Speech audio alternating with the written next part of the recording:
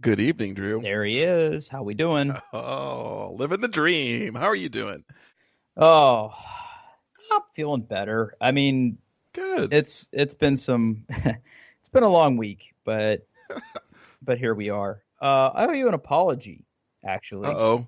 You do? Yeah. Well, so we're recording on a Oh, Saturday, because uh-huh. because of obligations, and your D&D session was last night, Oh, and I oh. was running Yep. late, and didn't I didn't get back in time. But It's okay. but it It's okay. actually ties into sort of the first thing I want to talk about tonight. Okay. Okay. Okay. Um, how do I want to dip my toes into this one? Okay. So, friend of the show, John Krebs, Mm-hmm. hell of a guy, good friend of mine, uh, Handsome. Mm. handsome man, uh, be, bearded. Is that? Yeah, Mm-hmm. he's got Yep. yeah, That's has a right. beard. Yeah. Yeah. So here's what happened. He called me up, or he didn't call me up. He text. No one calls anybody. He texted me that he was having a computer problem. Uh-oh. And listen, I'm sure you get hit up for people who have computer problems. I get hit up for people who have computer problems, but this one hits home for me because the computer that he was having a problem with is one that he had bought for me. Oh. So, as you know, I enjoy building PCs. So, Gross. yeah. Right. Okay.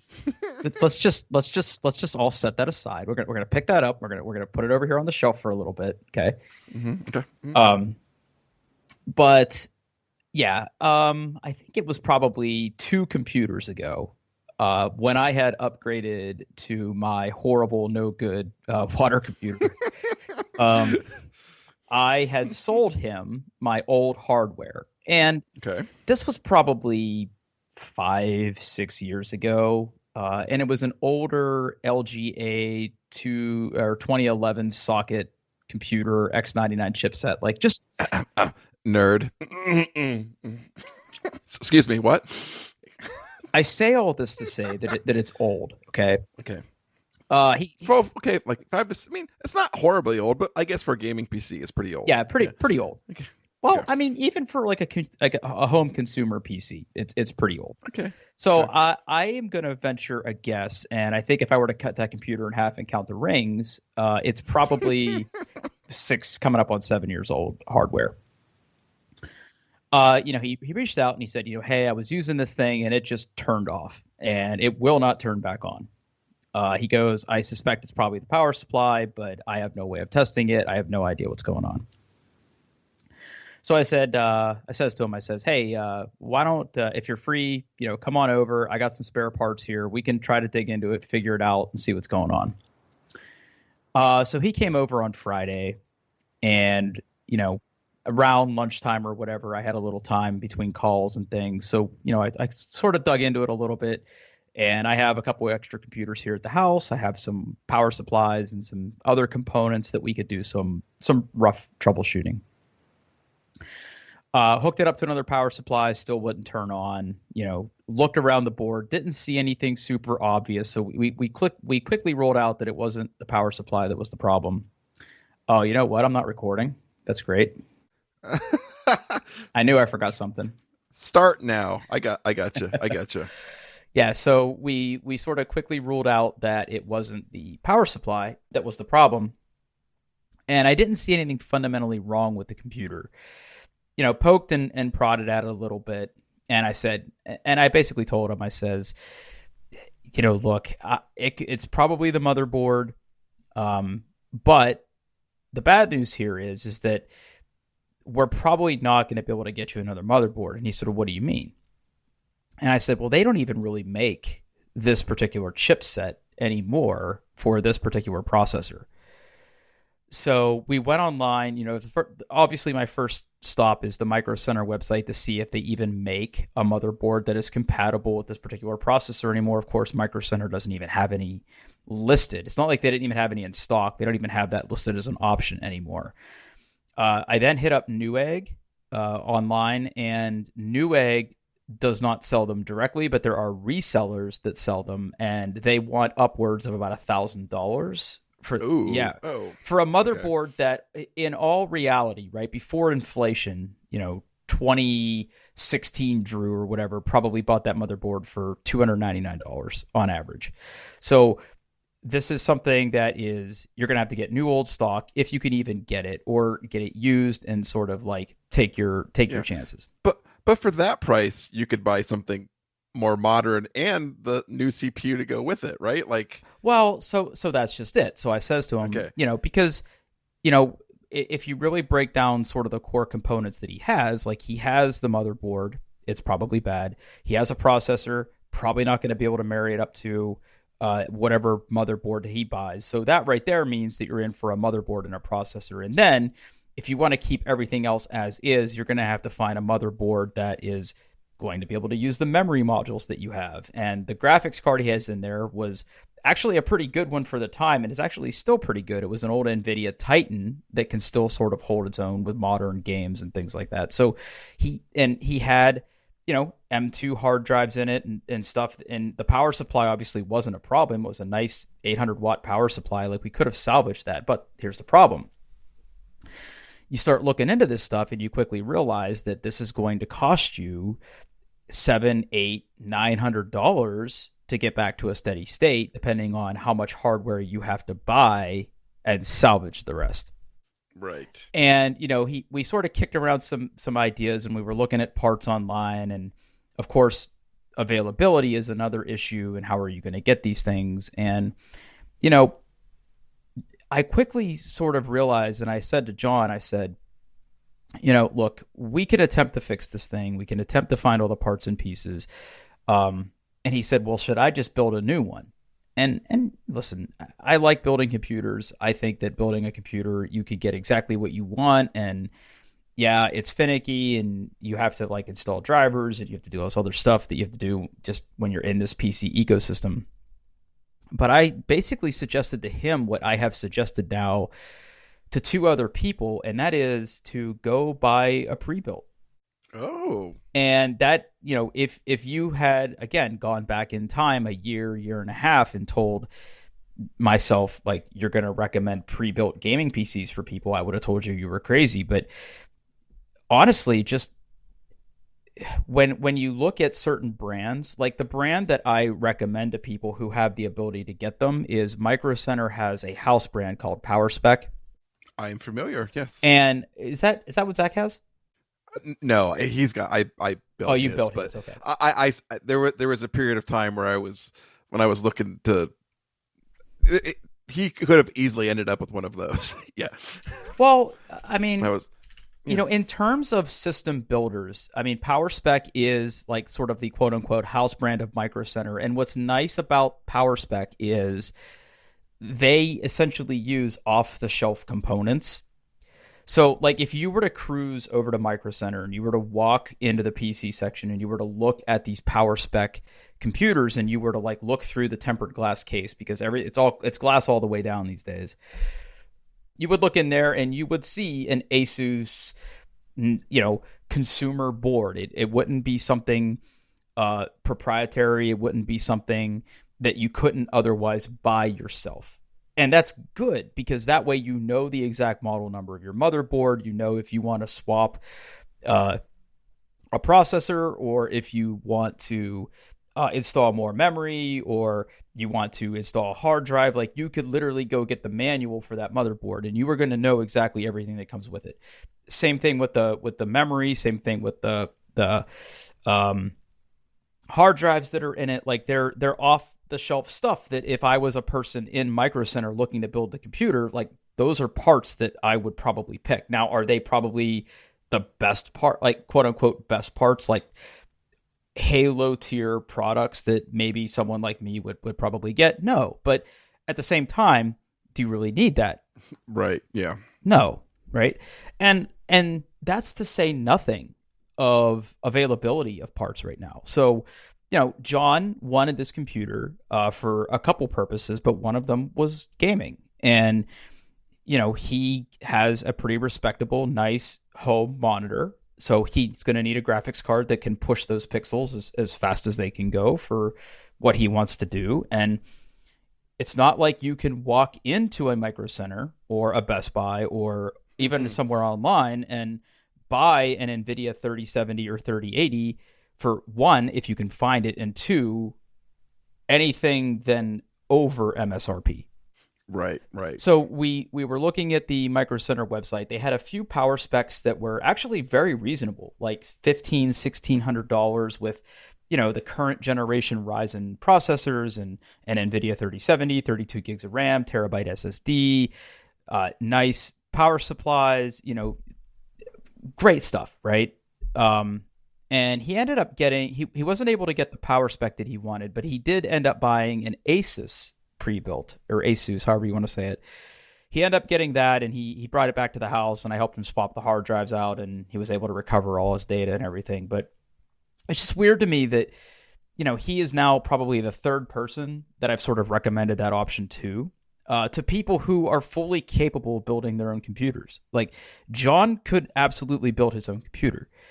It's just, given the time constraints and the sourcing and everything, it's just, I find myself sort of recommending this to people over helping them pick components to build the best computer that they can. And I would even go so far as to say is that if this PC under my desk right now were to stop working, depending on the severity of the failure, I would probably do the same thing. And it's just so weird to hear me say that, but I know that I couldn't go get another 3090 right now, right? I was going to say, like, I haven't paid much attention, but video cards are still hard to get right now, right? They're still pretty hard. Well, here, if this is any indication, I saw this article the other day. Let me see if I can find the link. I didn't have it. Hang on a second. Where was it?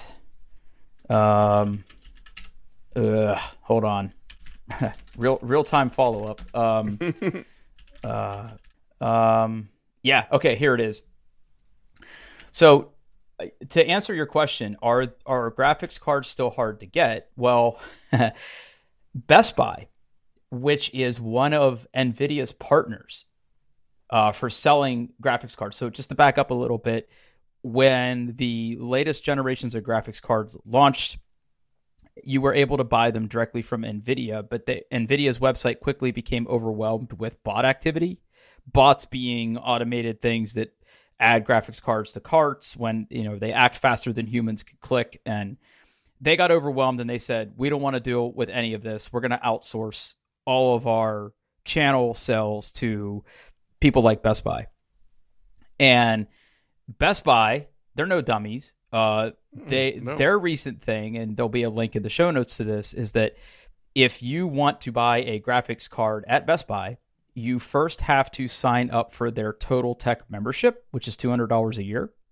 And by the way, that does not guarantee you that you get a graphics card. That gives you the luxury of the chance of getting a graphics card.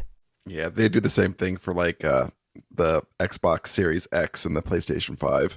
Yeah. Yeah. You have to be the member of this to have a chance to be one of the people that jumps on at the right time to buy these things. Yeah. Okay. Now, but you get free Geek Squad support. Well, okay, so a couple things about this, right? One, I just paid to have a TV installed, and it cost me, I think, $125. So if you're a Total Tech member, you can have free hardware installations. If I were to buy more than one TV a year, this might be worth it, right? So maybe if I had signed up for this, I could have gotten a graphics card, but I've read things online where the supply is supposedly easing a bit, but prices certainly haven't come down. Availability being what it is, prices certainly haven't come down, because the MSRPs on these cards, you would be blessed to pay MSRP. Just like everything else right now, you are probably going to pay a premium on top of the MSRP, and you will say thank you when you do it, just because that's the only thing you can get. So availability is still a problem.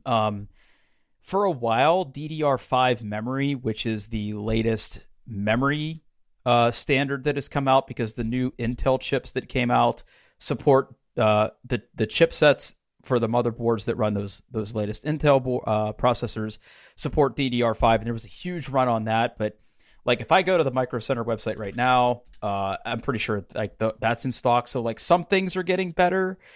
I'm actually genuinely curious. DDR5, yeah, oh yeah, they have 36 different flavors of DDR5 in stock, whereas a month ago they didn't have any. So some things are getting better. Let me see if they actually have any of the 30 series listed. That would be the ultimate test, right? They didn't the other day.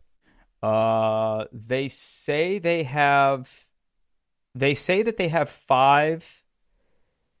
Yeah, they have some 3070s. They have yeah, it looks like 3070s you're able to get. They have the 3050 is the newest one that came out. And they say they have one in stock of a 3080, but usually that means they're out of stock if it says one. Got it. They're free pro tip, free Micro Center pro tip right there. If it says one, they're probably out. So yeah. So anyway, it's just weird to me that that I sort of made that call. Yeah, I mean, I find myself sort of doing that more and more for people these days. So interesting. Yeah. Okay. Enough about my stuff. There's stuff that you want to talk about. So, one thing, and then at the end we'll talk about Mass Effect. Okay. Because boy, do I have thoughts. There's I linked to our technical article because I think it gave a good little summary. We talked before about Microsoft buying Activision, and I was very poo-poo. Everything's going to be Microsoft exclusive.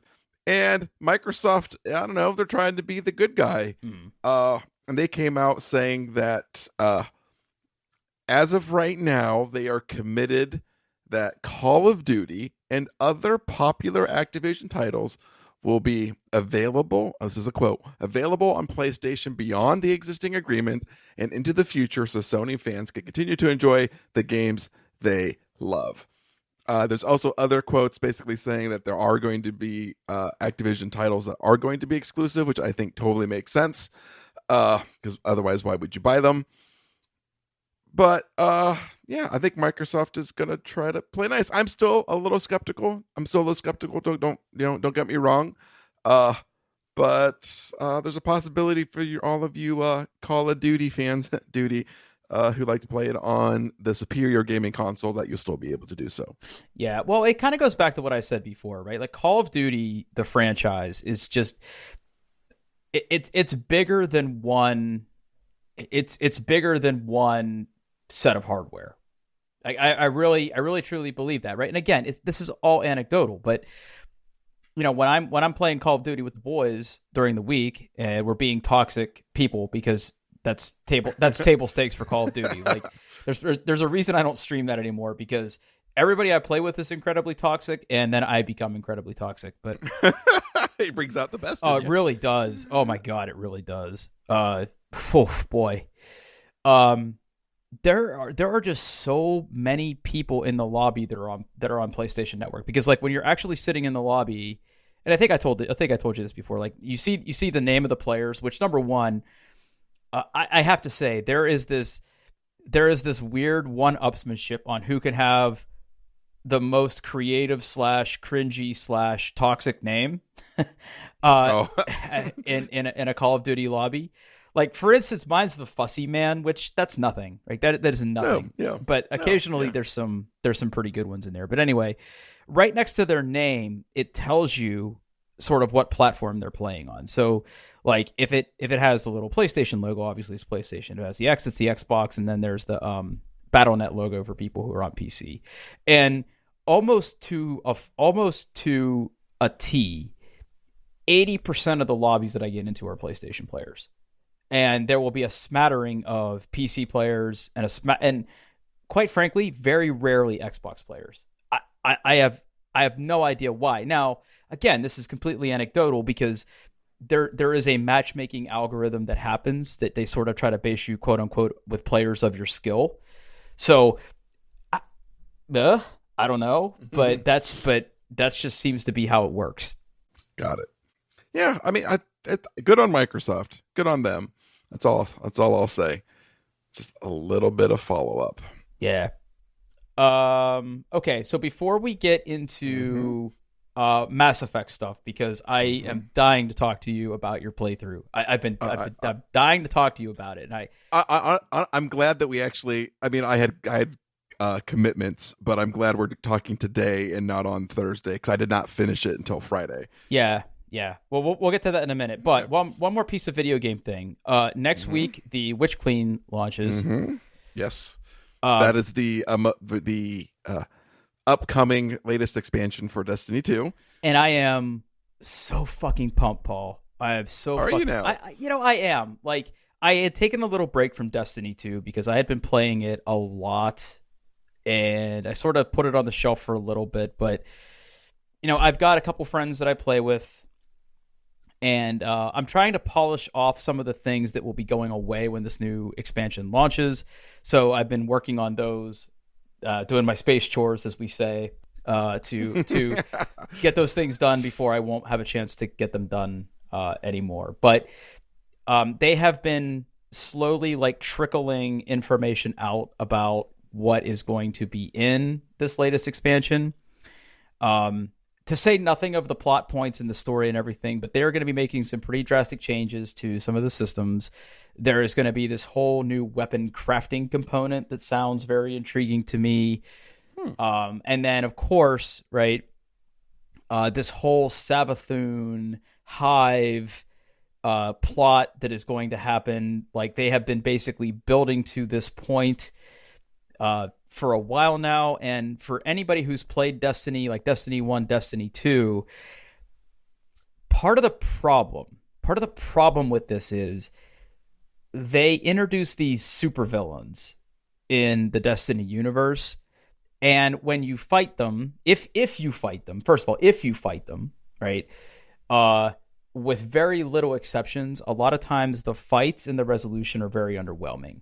There are also villains that they will put in these games that you will never see if you don't raid. And you need to have a pretty dedicated group of friends or a clan or whatever to get you to that content. But all signs are sort of pointing to this huge adversary is going to be introduced in this latest expansion. And, everything is going to happen on either solo content or teams of 3 content that is going to help you sort of really experience the plot. I think the way that they want to do this. And yeah, like I said, it comes out on the 22nd, which we're recording this on the 12th, and Monday is the 14th. So we're roughly a week away from when that's going to launch, and there's going to be some downtime in the game as they prepare for it. I think they're going to take the servers offline for a day to sort of prepare. I have had this thing pre-ordered for a while. Actually, I take that back. Someone gifted me the Witch Queen stuff because there are people that I play with, and that was like a birthday, Christmas present type thing. But I know your son still plays a lot. I assume he's going to... I'm assuming he's kind of geared up for this too, right? It's pre-ordered and ready to go. Oh, man. Now does he raid? Does he do the in-game stuff and everything? Oh yeah, he does. He's got a group of friends that he doesn't always play with. But when he does, he really gets into the multiplayer stuff. But yeah. I've seen him play the PvE solo stuff. I've seen him play, Gambit and the other, solo matchmaking stuff. I've seen him playing team stuff with his friends. Yeah. Gambit is a really good PvP. Some people hate Gambit. I hate the other PvP stuff in that game, but I really like Gambit. So yeah, I'm sure I'll have thoughts about that when it launches. But yeah, I'm pretty pumped for that right now. So that's the only other sort of thing on my radar. And for you, when's your Horizon game? The 18th. Oh, that's this week. 18th. Yeah, next Friday, Horizon Forbidden West. I'm looking forward to it. I never played any of those. Can you tell me what it is? So the gist of it is, there's only one other game. It's Horizon Horizon Zero Dawn. Horrible names. it's kind of post apocalypse. So the apocalypse happened, and now humanity is getting by. I won't give a lot of story spoilers, but basically, you play as a member of this tribe of humans, and it's very like it's kind of it's like primitive, like the biggest technology they have is like bows and arrows and things like that, and they're normal, like survive and stuff, but there's also all of these mechanical machines around, like mechanical deer or robot dinosaurs. Like, why are those around? Well, that's part of the story to find out. So they live in this world where they don't have a lot of technology, but they live in a world where that technology used to exist. And like one of the key things that happens in the beginning of the story is the main character Aloy finds this piece of technology called a focus, which is basically like an augmented reality device that show things in her field of vision, and that kind of opens up her world, and then zaniness ensues. But at the end of the day, the game was notable for its really tight combat, and you get to fight big robot monsters. And it was really fun. The story was good, though it got a little the scope of the story is very big.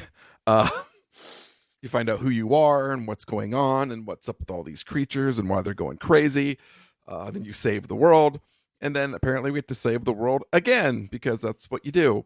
But it's good. You can play it on PlayStation, and it's also on PC now. So yeah, I mean that's interesting, right? There are more and more of these like Sony exclusives that are making their way to PC. It's been very well reviewed. Same thing with God of War, which I've been dying to play. They do that. When the sequel is like getting ready to come out, they release the original on PC if they can, to kind of get like, I think their whole shtick is they want you to buy a PlayStation 5, right? Because like God of War 2 and Forbidden West are only going to be on PlayStation for a while, and they want you to get hooked and go, well, I want to play the sequel, so you go out and buy a PlayStation. The only thing that kind of makes me nervous is this game is going to be cross-generational, so it's going to run on the PS4 and the PS5. Mm-hmm. So I'm not expecting like a revolutionary in gameplay and graphics and stuff. But the videos I've seen so far look really good, and I'm excited, and I can't wait to get back out and kill some robot monsters. Well, okay, so I want to dive in there real quick. So this is something I've been wondering, right? So obviously the PlayStation 4, I think you could still even buy it, right? Like they haven't stopped making the PlayStation 4.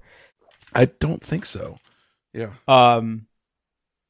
So whenever they release a cross-generational game like this, right? Like part of the allure, let me take a step back. There was the PlayStation 4, and then there was the PlayStation 4 Pro, which gave you 60, like 4K. It gave you something to do with 4K, all the Ks, right? Yeah, it gave you most of the games would either run on the PlayStation 4 Pro, either like 4K 30 or like 1440 at 60 frames a second. And you had to flip a switch, and you had a choice between higher frame rate or higher resolution. Yes. Now, is that still the way it works for the PlayStation 5? Most of the games now that are PlayStation 5 exclusive have kind of a graphics fidelity switch, but it's usually based around ray tracing. Do you want full ray tracing at 30 frames a second, or do you want no ray tracing and get 60? So it is pushing 4K at 60 frames then? Most games, yeah. Oh, wow. Okay, I didn't know that. I still thought there was like this flip where it could do 4K, but I didn't know if it was capable of pushing 60 all the time. Okay, well, that's good to know. Yeah, that's interesting. Okay, cool. All right. Well, so we're about the halfway mark here. Let's go ahead and fire up your daughter's spoiler warning. Yep. Yeah. Mass Effect spoilers. Okay. From here on out. And this is it. This is the last time we probably talk about Mass Effect for a decent while on this show. Unless you go back and replay it. But hey, nerds, there's going to be spoilers. So you did it. you played all three games. I finished. Yes. Now, before we get into your stuff, okay? Mm-hmm. I want to set the scene a little bit because when we last recorded, you had started playing 3. Yep. You were a little lukewarm on it because you had sort of done the beginning parts of it. I don't think you had done many of the major, let's just be honest, major plot points that come up. No. Yep. But I had a rough idea of where you were. So I'm really curious to hear kind of what you thought about some of the things that you could have done or maybe didn't do in your playthrough. So I want to put the ending aside for a minute because we'll have plenty of time to talk about that. But walk me through sort of what happened after we last talked. Like what did you think of the story? Okay, so I didn't take super big notes, but I did get back into the game after my little hiatus. It didn't bother me as much, though I still think there are massive issues with the level design across the whole game. But I got through it. It's fine. I finished the Leviathan DLC, and honestly, like that storyline may have been my favorite out of all of them. Yep, same.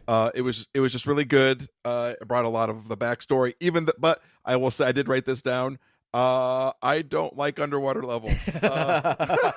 Well, that's a me thing. Well, hold on. When you say you don't like them, you don't like the way they're designed, or is this like a fear of the water thing? It's a fear of the water thing. Yeah. It makes me very uncomfortable. And for people who haven't played this or are never going to play it, so what Paul's referring to is the whole Leviathan storyline is you basically find a species or a life form or something that apparently was responsible for creating the Reapers.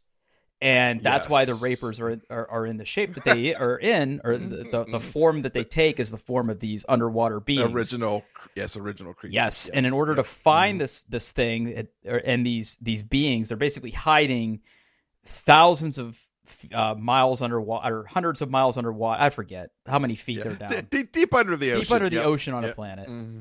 Yeah, under the sea.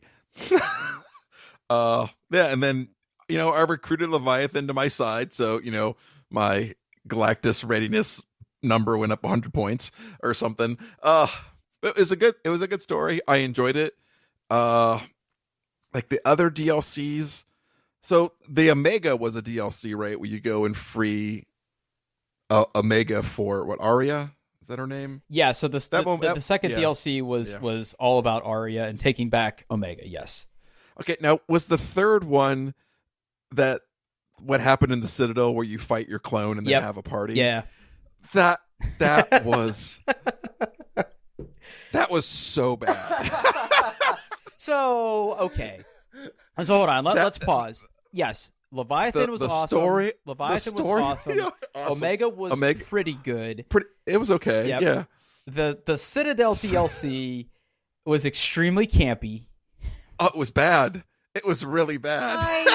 You know what? There was a lot. So here's what you have to understand, though.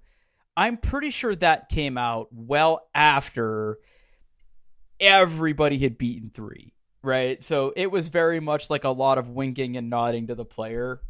So it is a product of when it was released, I think. That doesn't excuse it. Doesn't excuse it.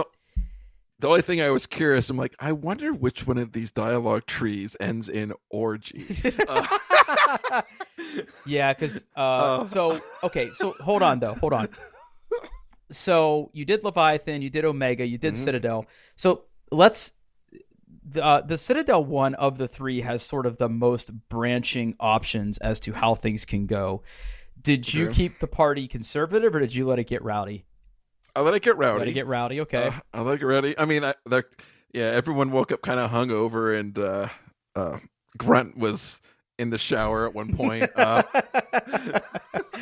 I really like the part where Grunt is basically telling people no, they can't come in. Yeah, you can't come in. Yeah. Yeah, Grunt's pretty awesome. Let me see. That whole clone storyline was interesting, I thought. Okay, you didn't like it, but I didn't like it. I like the part that I really like is when you go into like the archives and like you see all the stuff that sort of happened. I don't know, I liked it. Yeah, and then there was that part where like go buy party supplies, and if you want to play really bad mini games, there you go. Like, that was a little rough, but yeah, it was fine. And then like the main story beats. See if I can remember. I went to Tachanka and cured the genophage, and then Okay, so hold on. Okay. So the okay. Mm-hmm. So the first big plot point you got to, right, was you have an opportunity to cure the genophage because you could basically have a Krogan army. Yeah, which is exactly what I wanted. I went into this game wanting a Krogan army. Yes. And I was very that was my number one goal. Now the game tries to be pretty sly about this, right? Because right before you get there, you learn something like, hey, you have a chance to subtly sabotage this. Yes. Yeah. And yeah, I completely shut that down in my playthrough. I did too. I did too, and I blabbed as soon as I could. Yeah. Yeah. I told like that guy wanted to kill you. Right. Yeah, the Solarians are. Yeah, so I did not have their full support, but that was fine. I wanted a Krogan army. I wanted a Krogan army that liked me. I wanted to see little baby Krogans, which I'm very happy I did get to see a picture of a baby Krogan at the end of the game. Yep. Now, okay, so this is one of those things, right, where that whole series, right, and when you told me that you didn't have Rex. Right, because Rex didn't survive in Mass Effect 1 for you. Right. Who was the main person you interacted with in that mission? Some rando clan leader that you probably ran into in Mass Effect 2, right? That was correct. It was him, the clan, whatever the clan, the clan leader. Yeah. Between basically him and Grunt were the two big. Yeah. So here's the thing, right? If Rex had survived Mass Effect 1, he has a very prominent role in Mass Effect 2 when you go to Tachanka, and he is the guy that protects the Queen and everything in Mass Effect 3, right? Okay. Like he takes a very big part in that. And he, by the way, again, if he survives Mass Effect 1, he is also a very big participant in the Citadel DLC, by the way. He also shows up in that. So that's one of those things where if you get all the way through, he's sort of there, and it makes that like really, really interesting. Erdnot Rex is his name. Erdnot Rex. And because Clan Erdnot becomes the dominant clan. So you'd be actually, instead of you would be working with Clan Erdnot instead of the people that you are. But anyway. And then at the culmination of that entire thing, Morden dies. He does. Yeah. Yes, he does. And that makes me really sad because he's one of my favorite characters. It made me sad too. Yeah. But you cure the genophage, and then everything is awesome. Now, the other big plot point that happens later on in the game is you have to make another choice. Do you want the Quarians, or do you want the Geth? So that particular mission where you're going into like the virtual world with Legion and stuff, that mission was not good. Yeah, it's not very fun. Mechanically. It's not very fun. But you also learn a lot about like how the Geth viewed their creation and ultimate betrayal by the Quarians. Yes. Which when that decision was made, and like I remember, because you go through and you basically have a choice of saying, hey, you can merge the old machine code with the Geth, and they'll basically become independents and they'll be ready to help the war, or you cannot do that. And basically during this, like the Geth and the Quarians are fighting, and like it literally, like I remember my decision. It's like, well, I could give this to the Geth, and you could tell the Quarian fleet to like stop their shit, and they're like, that's not gonna happen, right? And I was like, well then fuck you. Yep. So I sided with the Geth with that one. because I had literally just gone through like, dude, like you treated these people like shit. Like it's your fault this happened in the first place. And while it sucked that they all got blown up, I don't regret my decision. So yeah. So I'll be honest with you. Of all the stuff, aside from the ending in Mass Effect 3, that whole Quarian versus Geth section is the one that I have the most problems with. Because here's the thing. When you come out of that whole section, you are going to get an ally. You're going to get the Quarians or you're going to get the Geth. And of the two, the Geth are the most straightforward. Like if you tell the Quarians to fuck off and you take the Geth, you get a Geth army and you get a galactic readiness sum that goes towards your total, which we'll talk more about later. The Quarian option, if you want the Quarians and you come out of that and you choose the Quarians, you get a number. But I'm sure you also noticed that as you were playing this, occasionally you would come across people that would be having an argument and you had to choose a side, right? I hated that stuff. Yes. So you can actually bone yourself out of a lower score because I think there's probably 2 or 3, maybe more, of these Quarian arguments where you have to choose one of the admirals over the other that can actually influence your score, and you could come out a little bit, not drastic, but you can come out a little bit less on your galactic readiness score with the Quarians, depending on which admirals you choose. Okay. Now, I will tell you this. Tali did not survive Mass Effect 2 for you, did she? No, she did not. So what's really interesting, and I had never done this before, but in my latest playthrough, I had Tali and I had Legion. And when I did the mission where you get to the end and you have to make a choice, if you take Tali and Legion, one of them dies. Oh. Right? If you choose Tali, Legion draws a gun and you have to kill him. Now, I have read through wikis that if your Paragon score is high enough, you can choose one of the allies where the other allies don't get destroyed. Because normally if you choose the Geth, the Quarians get destroyed. If you choose the Quarians, the Geth get eliminated and become extinct. There apparently does exist an option where you can still choose one of these allies and the other one gets fucked up, but like they're okay. Got it. But I have never had a score high enough at any of my playthroughs to make that happen. If you choose the Geth, Tali kills herself. Huh. Yeah. And like it's fucked up because like she throws herself off a cliff and you get the little Paragon thing, like you could like save her, but like she yanks her hand away.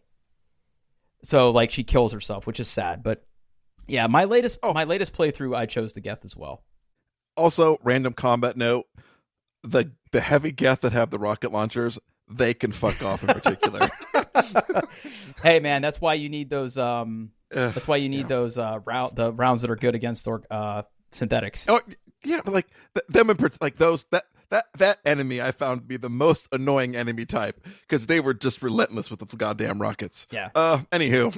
Yeah. Now, did you do the school mission that I talked about where you come across Jack? I did. Yeah, I did. Like I came across Jack. I thought that was pretty cool. I think I saw basically everybody. Except Garrus. Yeah, pour one out for poor Garrus. Again, he plays a really big role in 3 if he would have survived. Mm-hmm. Let me think. Who else? Did you end up helping Miranda again? I did not see Miranda. Really? No. Oh, that's right, because she wasn't loyal in your game. She was not loyal. Yeah. So I don't know whether she actually died and I just missed it or what, but no, I did not run into. I ran into her sister, obviously. Yeah, I did not see Miranda, but I did see Jack, Jacob. You saw Kasumi, you saw Samara. You saw Samara. You saw Thane, right? Yeah, I saw Thane. Yeah, yep. And he also dies, and that made me sad. Yeah, because he basically saves your life at one point, right? Mm-hmm, he does. Yeah. Yep. And it was great to have that story was also good. Though another annoyance, it felt like every other mission I had to go back to the goddamn Citadel for something, but that's okay. I get why now. But it was nice to have that mission. And where did you? that weird goddamn emo assassin dude? Yeah. That's he was not a good character. fucking edgelord. Yeah. But yeah, Thane ends up helping me, and that was nice to see him back in action, even though he did. Yeah. So again, right? That's one of those, that particular thing. Oh, by the way, did you shoot Udina? Did I shoot? Yes. Okay. Oh, yes. Yeah. Yes. Oh, yeah. Oh, yeah. Dude, I hated him the whole time, and as soon as he was like, I heard like, because you get like some intel from like one of the cancelers, and they're really kind of cagey about it. Like there's probably a traitor. I'm like, I hope it's Udina, and I hope I get to shoot him in the face. And I did. So I was happy. Yeah. Because he was working for Cerberus. Right. So, okay. So again, that particular moment in the game, right? That is also one of those things where that is something that is a build all the way back from Mass Effect 1, right? Because remember, in Mass Effect 1, Ashley survives or Kaidan survives. And that person is present because they are promoted to Spectre, right? And at that particular moment, they're trying to protect the Council and Udina. And in your playthrough, what happened to Kaidan? Kaidan joined the team. Okay, good. Yeah. So again, there are a bunch of checks and balances and some of the things that happen up until Mass Effect 3, and then how frequently you visit Kaidan when he was in the hospital, and the dialogue options and your score. There's like a bunch of stuff that goes into it. At the culmination of that entire story arc, if you did quote unquote everything right, they will join you. Yeah, he joined. But in my playthrough, Ashley didn't join me because I hate her, and I treated her like shit, and she didn't want to join my team. I didn't have to kill her. Yeah. I think there is one outcome of that where you actually shoot them as well. So good thing you didn't do that. Yeah. I'm trying to think, what were the other major sort of plot points that happened? You had to go to the like Tasani homeworld, and then emo assassin boy comes back and steals the MacGuffin before you get it. Yeah. So okay, I want to talk about that real quick. When you went on that mission, who did you take with you? I did not take Javik, and I wish I would. Oh my god! So if you take Javik, right? Because you probably took. I think you have to take Liara, right? You have to take Liara, and I think I took Edie with me. So if you, so what's really fucked up, right, is, you know how when you're walking into that quote unquote temple where the beacon is, right? Yeah. You go to those different statues, and you're like, "Hey, Liara, what's this?" And she tells you. If you have Javik, Javik's like, "Oh no, that's when we gave you fire," right? It's like, like he's basically like refuting their entire religion, like right in front of her, and it's so fucking priceless. It's awesome. Yeah, it's like, she's like, this is when the matron grew wings and flew up to the sky to receive this. He's like, you, and at one point, Javik's like, you weren't evolving fast enough, so we gave you this thing. Like, it's like, it was so fucked up. And then after that, like, they get into a huge argument, and it's so good. It's so fucking good. Okay. So up until that point, what did you think about that entire like story? And you kind of you probably felt it coming to conclusion. It did. I did. And like it quickly turns into like, okay, you have to go and defeat Cerberus to get the MacGuffin to save the world. It was fine overall. Like ignoring the ending aside, which we'll talk about separately. It was fine. I think Mass Effect 2 is still the better game. Agree. But it was fine. It did feel good to go over there and get to and see what Cerberus was up to and learn into that. And, their humans first at all cost mentality and see how that went awry. And it was good until the last mission. And okay, so the last mission sees you basically going back to Earth. And Humanity constructs this weapon. So before we go there, right? We've mentioned this a few times. Your galactic readiness score is the sum of all the forces that you collect and the allies and the friends you make along the way. Yep. And that number will basically enable two things at the end of the game. One, what endings are available, and then depending on what ending you select, the severity of the choice is the best way to say it. So, do you happen to remember what your number came out to be? 4,785. I'm sorry, what was it? 4,785. And I think the max is 5,000, right? Oh no, I was about a little over halfway of the bar. Oh, but the minimum was like 17,000, so it was like 3,000 over that. So I did some quick Google searches after I was done, and I think I got the better of the endings, right. But I did not get the perfect ending that you can get, like if it's like at 7,000. Yeah. So we're gonna talk about that. So okay. So at the end of the game, actually, you go back to Earth. You get I did the ending twice. You teleport to the Citadel. Mm-hmm. You have okay. So stop there for a second. Second. This is a game where you've literally been sucking down Metagel like candy. Yep. Okay. Literally, and there's even some like plot stories where you find someone hurt and you're basically like, have some Metagel, and they're like, great. Yeah. But like your companion gets hurt. And instead of letting them slurp down some Metagel, they have to go back on the ship. So you're by yourself. So you get blown up and you're hurt. And I hate that thing that games do where like you're hurt and you're walking really slow because you're so hurt and you have a big long hallway to walk down. But hold on. So bad. Yeah, but hold on. Before we get to that part, your galactic readiness score also has some unintended consequences in that final sequence. Before you even get to the Citadel, right? When you're running towards the conduit, right, to be teleported up to the Citadel, Liara was probably there with you, right? No, she was not. Did she survive? She survived. Okay, yeah. So she survived. Okay, yeah. Because again, if your galactic readiness score is too low in that final sequence, before she can get on the ship, she would be vaporized. Yeah. No. I did not take her as my final crewmate. But yeah, there was a scene where like I think Javik got blown up to hell, and I helped him onto the shuttle to escape, and then I was all by myself. Yeah. So nobody died in that final sequence. None of my squad mates died. I mean, hundreds and thousands of faceless soldiers died. But yeah.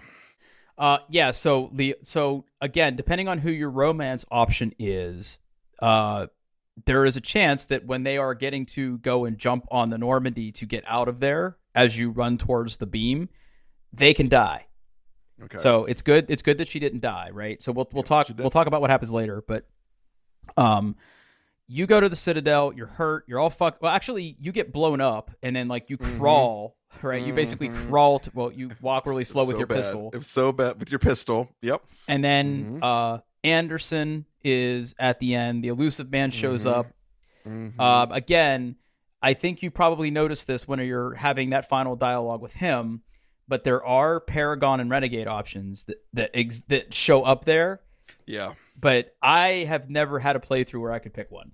I could not pick one either. You have. I had like that reputation bar was full, and I had a smidge of Renegade and mostly Paragon, but it was not there. So I'm not sure whether that's like a super like perfect ending where you save everything. No, I honestly think from what I understand is that if you went all the way back to Mass Effect 1 and all you ever did was Renegade, and all you ever did was Renegade in 2, and all you ever did in Renegade was 3, I think then you could get a Renegade selection for him there, right? Like I think you have to like lean super hard into it and never waver to have that option there. Ultimately, it doesn't matter that much. It just I think it can change up some of the dialogue at the end, but I don't think it's anything. Okay, then we get to the ending, and tell me what choices you had before we talk about which one you picked. Okay, so I went through it twice. And so the first time, so the options I had, so you get there and like, oh, the conduit is the intelligence that, the Leviathan's race made, and it appears as a kid because of course it is. And my two choices were, I could destroy all synthetics, like blow up anything that has a digital intelligence, or I could sacrifice myself and take over the Reapers, and stop the war that way. Mm-hmm. The first time I'm going through and I'm stumbling up that hallway to pick which way I'm going to go, and I'm like, why do I have my pistol? Like, I wonder if I could do something with my pistol. Nope, I'm not going to do anything with my pistol right now. And I just went, and the ending I picked was where Shepard sacrifices herself and controls the Reapers, and that's how the war ends. Okay. All right. So let's stop right there. Okay. Mm-hmm. So there are actually 3 endings. Mm-hmm. Okay. So I found the third one. Okay. So there's an ending where it is what they call the destroy ending. And the destroy ending is fuck the Reapers. I don't care what happens to the galaxy. The Reapers have to die. Okay. Yep. Then there's the control ending, and that's what. And the control ending is Shepard, again, like you said, sacrifices herself to basically assume control of the Reapers and make them back off, make them retreat. Mm-hmm. There is a third ending called they call it the merge ending or the symbiosis ending. Oh, okay. Right. Where what is that? That is where organic life and synthetic life combine. Oh. And therefore the Reaper's purpose doesn't exist anymore.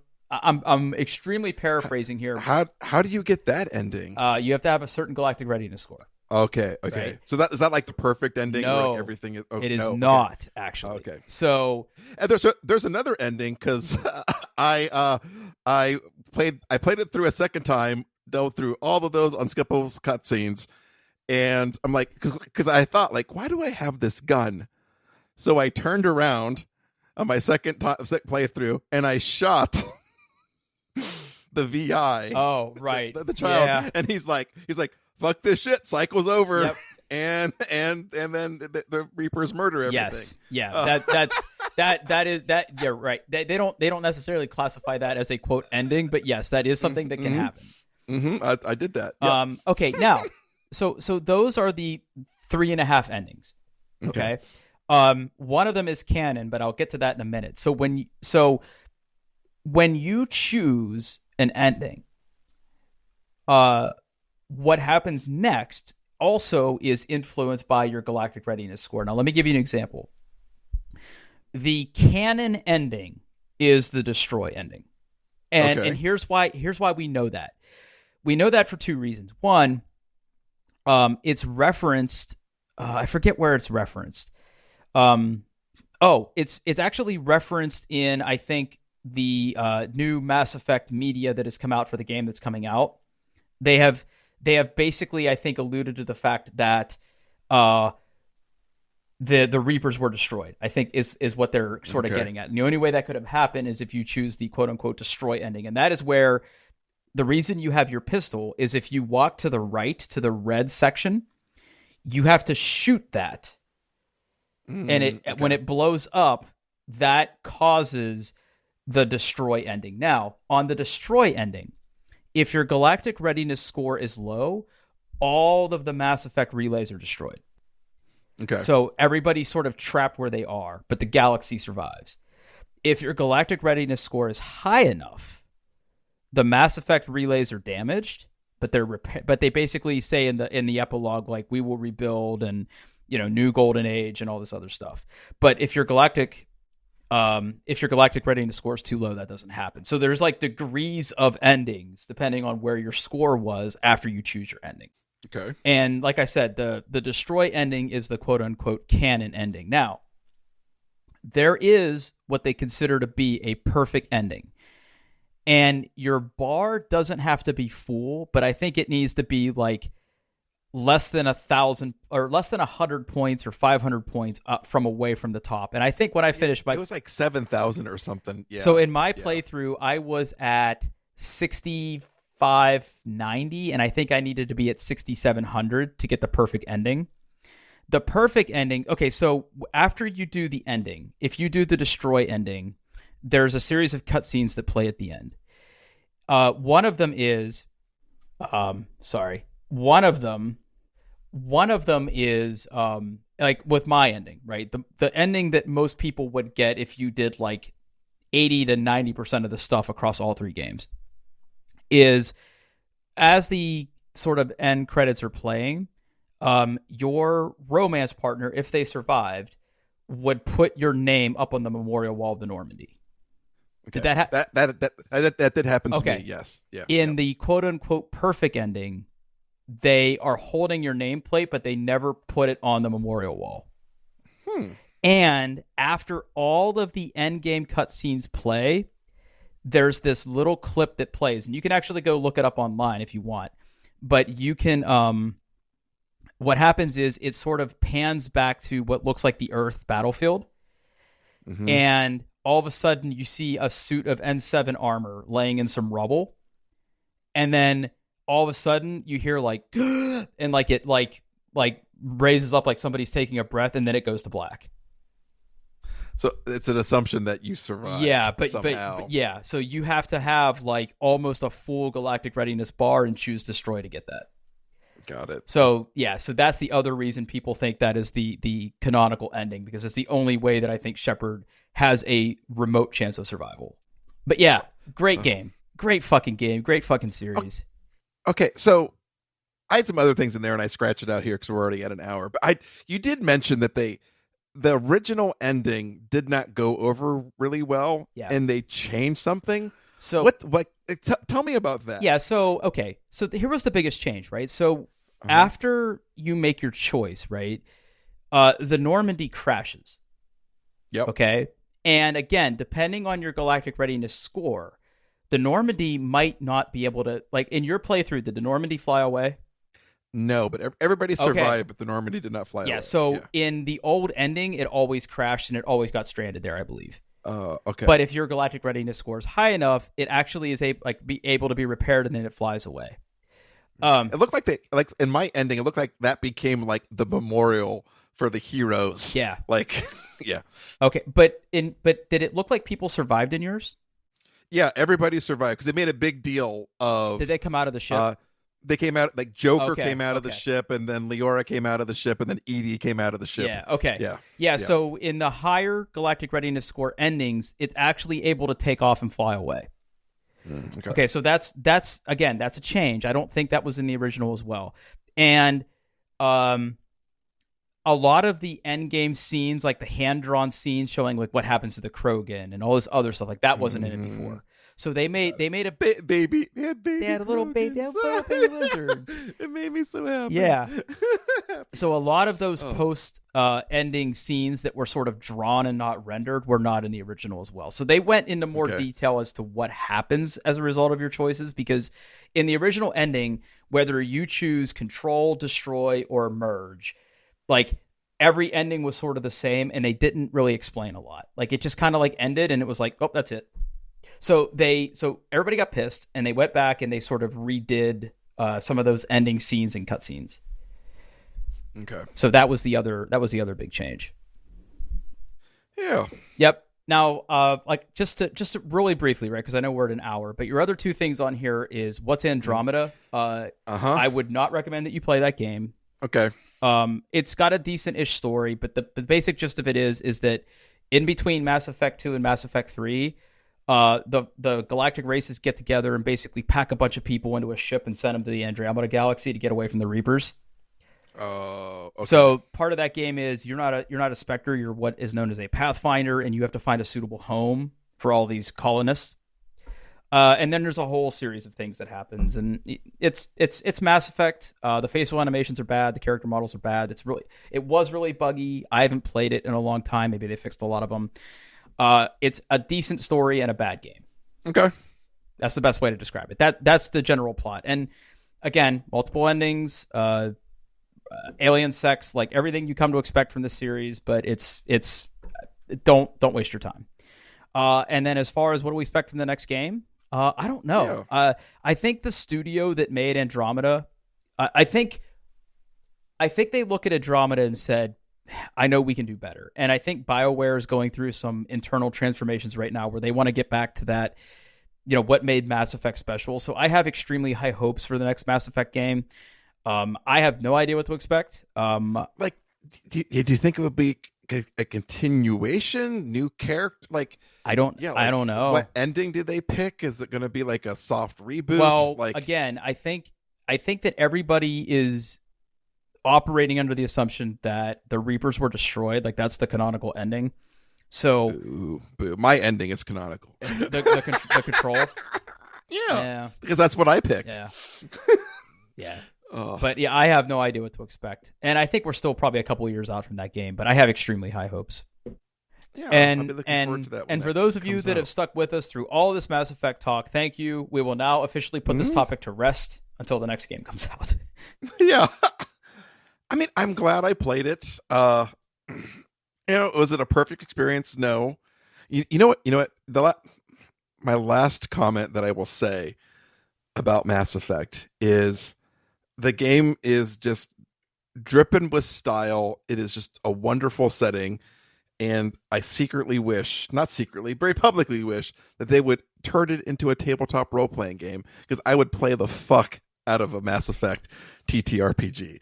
Yeah, like a D20 based system in that universe. Yeah, or just something. Yeah, something. There are some fan-made mods, but something official would be nice. Yeah. I would play that. I would absolutely play that. I'd play the shit out of that. It'd be great. I mean, but if you think about it, how hard would it be to adjust to a system like that, right? You're going to treat biotics like magic users, right? Like, I think you got most of it covered. Yeah. And combat, it's all range combat pretty much. Pretty much. Yeah. Fascinating. Yeah. All right. Let's wrap this up. Yeah. Hey, we're on the internet at doingtheirbest.com and some other websites like poopritual.com. You can find us on Twitter at doingbestpod. I'm on Twitter at Paul Baylor. And where can we find you, Drew? Yeah, I'm on Twitter at Pittfurg, Pittfurg. All right, everybody. Thanks for listening.